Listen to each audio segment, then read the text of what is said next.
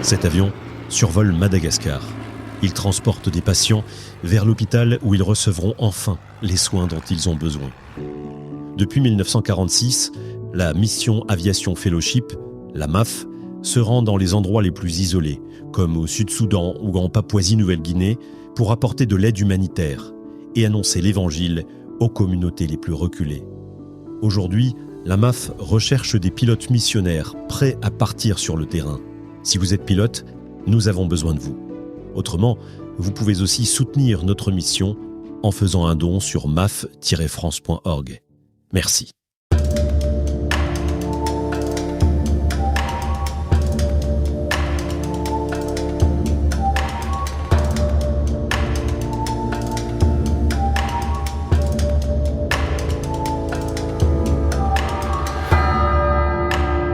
Vous voulez prendre une habitude de prière, approfondir votre foi, mais vous ne savez pas par où commencer ? Je voudrais vous présenter YouPray, l'application audio idéale pour accompagner votre vie spirituelle quotidienne. Retrouvez l'évangile du jour lu et commenté, le chapelet, des retraites, des parcours et des enseignements, des contenus spirituels pour vos enfants, des playlists de louanges. Rendez-vous maintenant sur YouPray pour en profiter.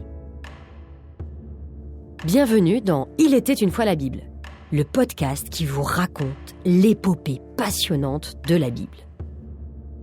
Épisode 19. Isaac et la bénédiction volée. Souvenez-vous dans les épisodes précédents. Isaac épouse Rebecca à l'âge de 40 ans. Rebecca, stérile, tombe enceinte au bout de 20 ans. Sa grossesse est mouvementée. Elle attend des jumeaux qui, dès son sein, se disputent violemment. Elle s'adresse alors à Dieu, qui lui annonce que 2 nations s'affrontent dans son ventre et que l'aîné servira le cadet.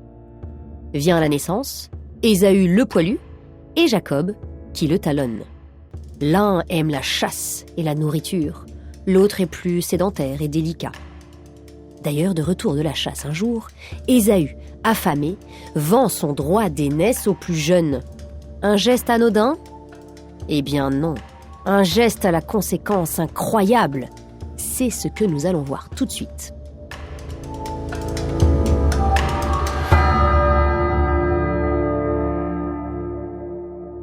Nous sommes au chapitre 27 de la Genèse. Le texte fait un saut dans le temps et nous retrouvons les jumeaux devenus adultes. Écoutez. Ésaü avait 40 ans quand il prit pour femme Judith, fille de Béri, le Hittite, et Basmath, fille d'Élon, le Hittite. Elles furent un sujet d'amertume pour Isaac et Rebecca. L'amertume, c'est quand on est triste et fâché. Mais pourquoi sont-ils tristes et fâchés ? Parce que Ésaü a épousé des femmes hittites, c'est-à-dire des païennes, et donc, indirectement, Ésaü a épousé une religion païenne. Cela montre, encore une fois, qu'il ne se préoccupe pas du projet de Dieu, qui est de faire de cette famille une famille à part qui portera les promesses de Dieu. Le texte que nous allons lire maintenant est très important. Un indice le montre, il est pile au milieu du livre de la Genèse. De nos jours, quand nous écrivons un texte, nous mettons le plus souvent le plus important à la fin. Mais les écrivains de l'époque, eux, ils mettent le plus important au milieu.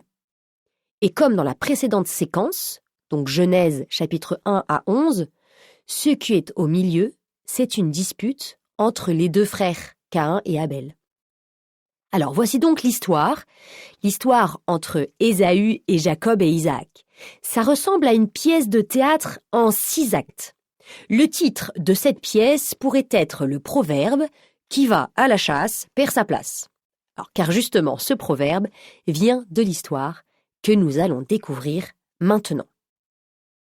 Le texte qui suit est aussi un très bon exemple d'une règle repérée et commentée par les rabbins. Dans la Bible, il n'y a jamais plus de 2 personnages qui parlent en même temps, Dieu étant souvent le 3e. Pourquoi ? Parce qu'un dialogue n'est possible que si nous sommes 2 et pas plus. On commence par l'acte 1. Isaac, Ésaü. Je lis. Isaac était devenu vieux. Ses yeux avaient faibli et il n'y voyait plus.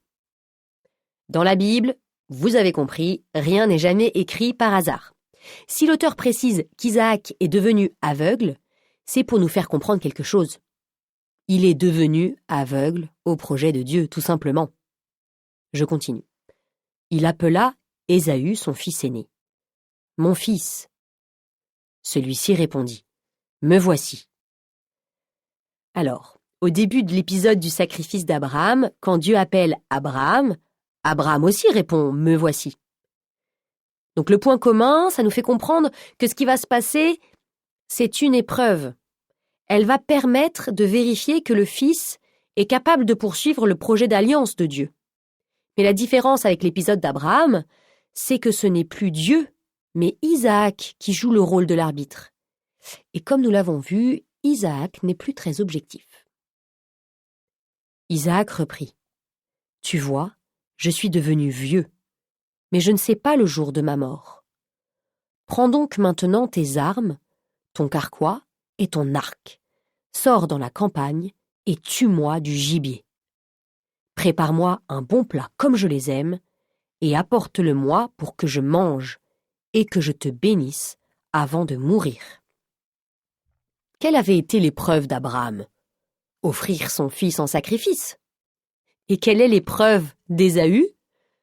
Préparer un bon repas.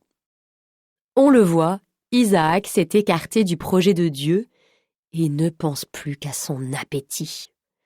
On comprend maintenant pourquoi Ésaü a échangé son droit d'aînesse contre un plat de lentilles.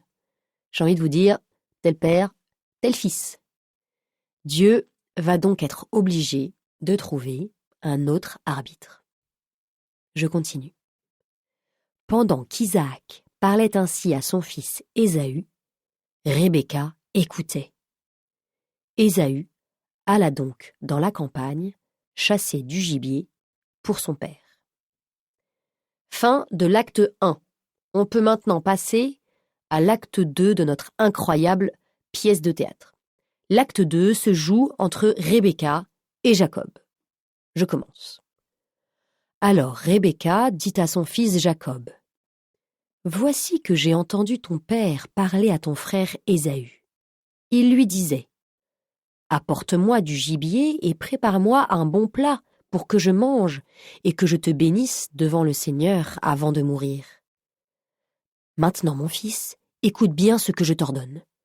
Va dans le troupeau de petits bétail et ramène-moi 2 beaux chevreaux. Je préparerai pour ton père un bon plat comme il les aime, et tu le lui apporteras à manger. Alors il pourra te bénir avant de mourir. » Jacob répondit à sa mère Rebecca. « Mais mon frère Ésaü est un homme velu, tandis que ma peau est lisse. Si jamais mon père me palpe, il croira que je me suis moqué de lui, et j'attirerai sur moi la malédiction au lieu de la bénédiction. » Mais sa mère lui répliqua. « Écoute seulement ce que je te dis et va me chercher les chevreaux. » Bon, drôle de façon d'agir, non? Il y a un peu beaucoup de tromperie dans cette affaire, non?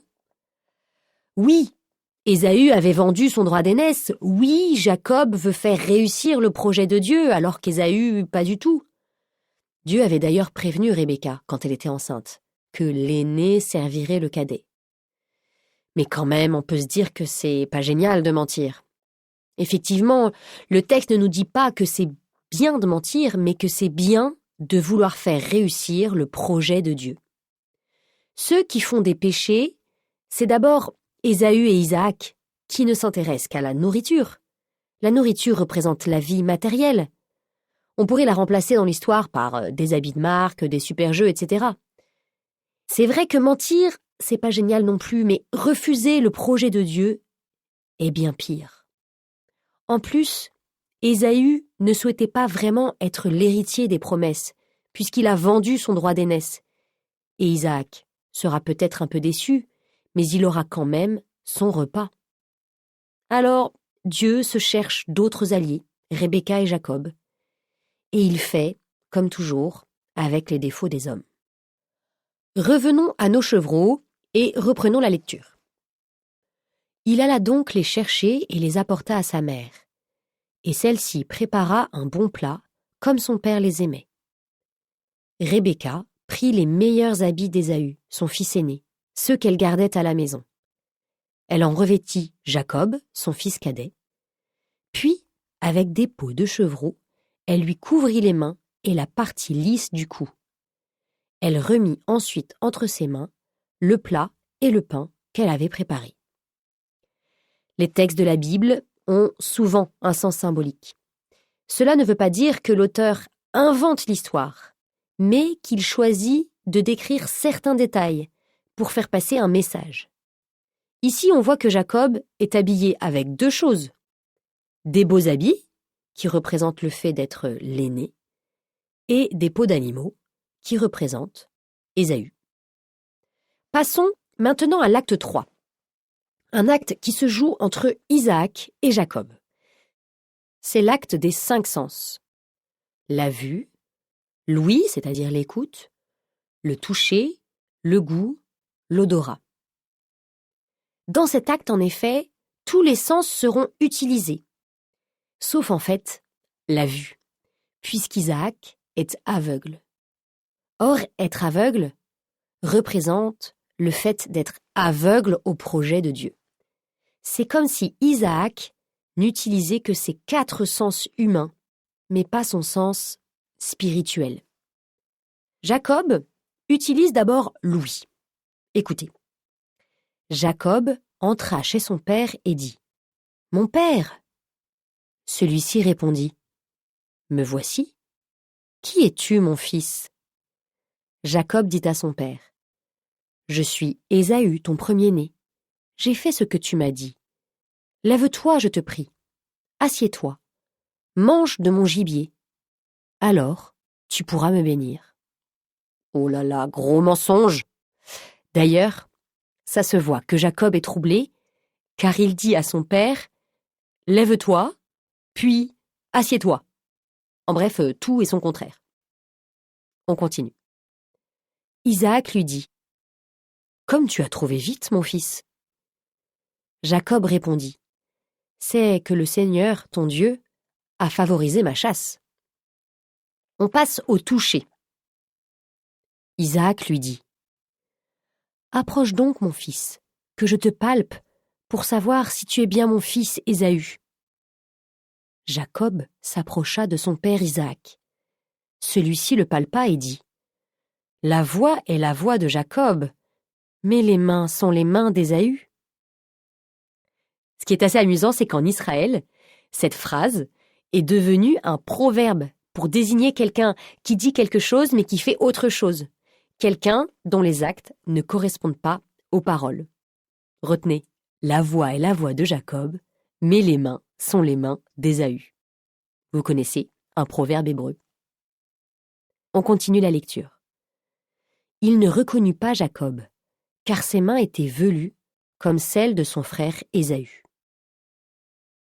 On a fini avec le toucher. On passe maintenant au goût. Isaac reprit. « Apporte-moi le gibier, mon fils. J'en mangerai, et alors je pourrai te bénir. » Jacob le servit et il mangea. Jacob lui présenta du vin et il but. On enchaîne tout de suite sur l'odorat. Son père, Isaac, dit alors « Approche-toi et embrasse-moi, mon fils. » Comme Jacob s'approchait et l'embrassait, Isaac respira l'odeur de ses vêtements. Et il le bénit en disant « Voici que l'odeur de mon fils est comme l'odeur d'un champ que le Seigneur a béni. Que Dieu te donne la rosée du ciel et une terre fertile, froment et vin nouveau en abondance. Que des peuples te servent. Sois un chef pour tes frères. Maudit soit celui qui te maudira, béni soit celui qui te bénira. » Alors, c'est une bénédiction. Mais est-ce qu'il n'y a pas quelque chose qui nous étonne dans cette bénédiction? Petit indice. Encore une fois, il faut la comparer avec celle reçue et transmise par Abraham. On retrouve bien la terre, une terre fertile, et la bénédiction des nations. Béni soit celui qui te bénira. Mais on n'a pas la bénédiction concernant le fils et la descendance. Et surtout, Isaac insiste sur les biens matériels et la domination sur les autres. Sur ce, passons à l'acte 4. L'acte 4, cette fois-ci, se joue entre Isaac et Ésaü, qui revient sur le devant de la scène. À peine Isaac avait-il fini de bénir Jacob, et Jacob avait-il quitté son père, que son frère Ésaü revint de la chasse. Lui aussi prépara un bon plat et l'apporta à son père en lui disant « Que mon père se lève et mange du gibier de son fils. Alors tu pourras me bénir. » Isaac lui demanda « Qui es-tu » Il répondit « Je suis Ésaü, ton fils premier-né. » Isaac se mit alors à trembler violemment et dit « Qui donc est celui qui a été à la chasse et m'a rapporté du gibier ? J'ai mangé de tout avant que tu n'arrives. Celui-là, je l'ai béni. Béni, il restera. » Alors, pourquoi Isaac ne peut-il pas revenir sur sa bénédiction ? Ce n'est pourtant pas une formule magique. Tout simplement parce que, et même encore aujourd'hui, certains engagements solennels ne prévoient pas d'annulation. Par exemple, pour un testament ou pour un contrat, c'est la même chose. Alors, on arrive à l'acte 5, qui se joue entre Rebecca et Jacob. Ésaü se mit à considérer Jacob comme son ennemi à cause de la bénédiction qu'il avait reçue de son père. Ah là là, cette phrase est terrible. La bénédiction devient une source de guerre. L'histoire de Caïn et Abel se répète. La préférence donnée à l'un plutôt qu'à l'autre provoque une violente jalousie. Pourtant Dieu aime autant chacun de ses enfants. Et comme il est Dieu, il est capable de faire que la meilleure solution pour l'un soit aussi la meilleure solution pour l'autre. Ici, il est important de remarquer que ce qui s'est produit est la meilleure solution pour Jacob, mais aussi pour Ésaü. Et pourquoi, à votre avis ? En fait, si Ésaü avait reçu la bénédiction, il aurait peut-être fait n'importe quoi, et ça aurait été très grave. Mais ça, évidemment, Ésaü, il est trop en colère et il ne le comprend pas. Il se disait en lui-même « Le moment du deuil de mon père approche. Alors, je tuerai mon frère Jacob. » On rapporta à Rebecca les paroles d'Ésaü, son fils aîné, et elle fit appeler Jacob, son fils cadet. Est-ce que vous avez remarqué que Rebecca a eu connaissance de paroles qu'Ésaü s'est dites en lui-même ? Alors c'est amusant, il y a un autre épisode où quelqu'un a répondu du tac au tac à quelqu'un qui ne s'était exprimé qu'en lui-même. Il s'agit de la visite des 3 voyageurs à Abraham aux chênes de Mambré. Vous savez quand Saraï, qui écoutait par derrière, entend les 3 voyageurs annoncer qu'elle aura un enfant dans 1 an, elle qui a 89 ans ne peut s'empêcher de rire en elle-même. Bien mal lui en prend. Dieu demande, un brin malicieux à Abraham, « Pourquoi ta femme a-t-elle ri ?» Cette ressemblance entre les 2 épisodes n'est évidemment pas une simple coïncidence. Le texte continue à nous montrer que Rebecca ressemble à Dieu, qu'elle est son alliée dans cette histoire. Poursuivons la lecture. Elle lui dit « Ton frère Ésaü veut se venger de toi en te tuant. Maintenant, mon fils, écoute-moi bien. Lève-toi et fuis à Haran, chez mon frère Laban. Tu habiteras avec lui quelque temps, jusqu'à ce que la fureur de ton frère se détourne de toi et qu'il oublie ce que tu lui as fait. Alors, j'enverrai quelqu'un te chercher là-bas. » Est-ce que vous vous souvenez de ce qui s'est passé dans la ville de Haran ? C'est là que Téra, le père d'Abraham, s'était arrêté après être parti d'Our en Chaldée. Et c'est donc là qu'Abraham avait entendu l'appel de Dieu, le fameux Lech Léra. et était parti, sans savoir où il allait pour le pays de Canaan. Comme le père d'Abraham s'est arrêté là, toute la famille d'Abraham y habite encore. Jacob va donc refaire à l'envers le chemin de son grand-père Abraham. D'autre part, nous découvrons ou redécouvrons ce personnage de Laban, le frère de Rebecca. Revenons maintenant à la proposition de Rebecca. C'est très beau. Elle est tellement l'alliée de Dieu qu'elle réussit à éviter un Caïn et Abel bis. Il avait peut-être manqué à Dieu une Rebecca à l'époque. Il faut bien comprendre que le problème principal qui est raconté dans la Genèse, c'est la difficulté pour des frères, de sang mais plus généralement pour les hommes entre eux, la difficulté de s'aimer.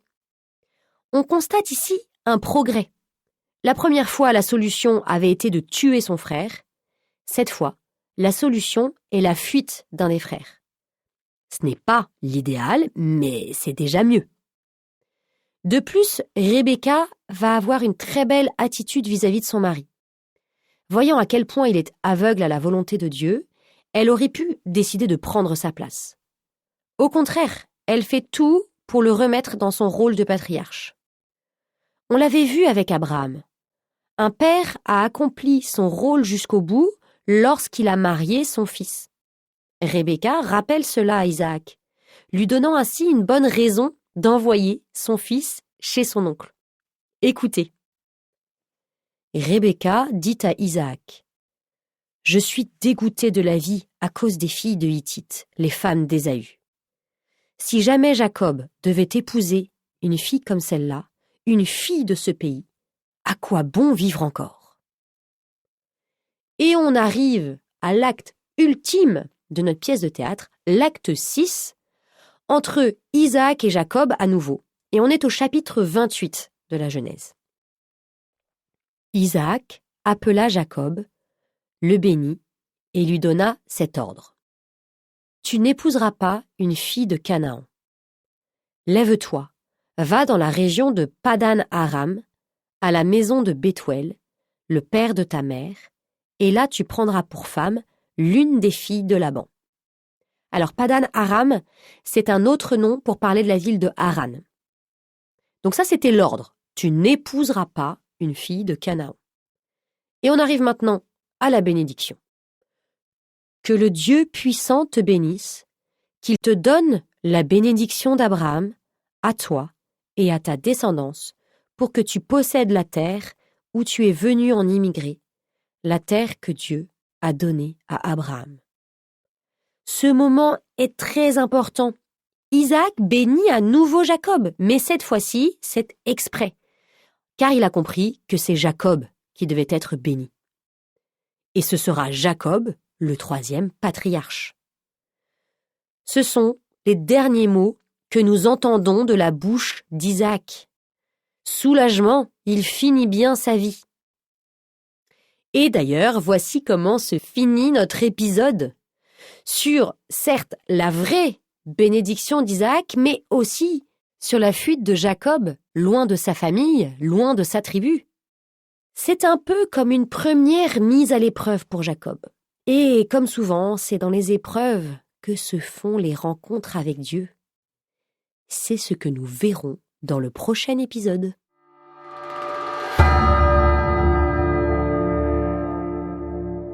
Un grand merci d'avoir écouté cet épisode jusqu'au bout. S'il vous a plu, n'hésitez pas à partager ce contenu et à vous abonner. À bientôt!